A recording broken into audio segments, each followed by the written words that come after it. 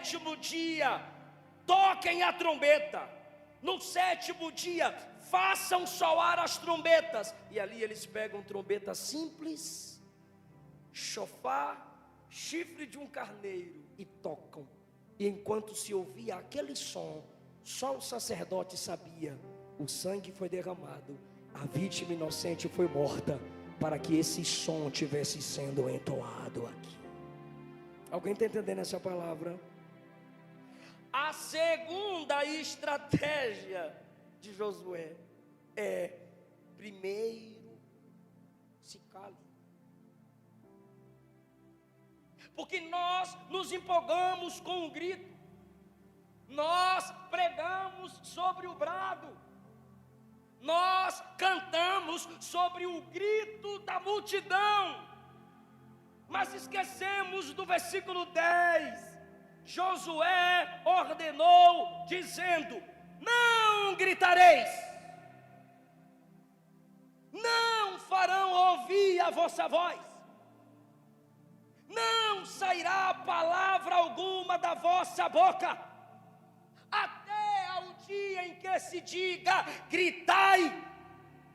Mas enquanto eu não ordenar que gritem, calem a boca, estejam calados.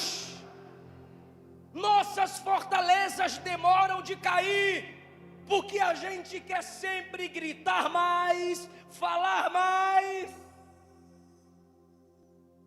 e ouvir menos. O que tem aí, Josué? Tem trombeta, para quê? Para fazer barulho. E no sétimo dia, o que a gente faz? Todo mundo grita. E até lá, o que a gente faz? Anda calada. Anda calado. O que ele está dizendo? Durante 6 dias, sem fofoca. Durante 6 dias, sem calúnia. Durante 6 dias, sem murmuração. Durante 6 dias, sem desrespeito. Cala a boca. Ah, mas eu quero falar, cala a boca.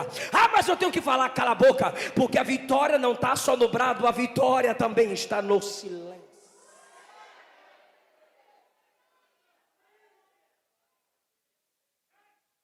E não dá agonia não?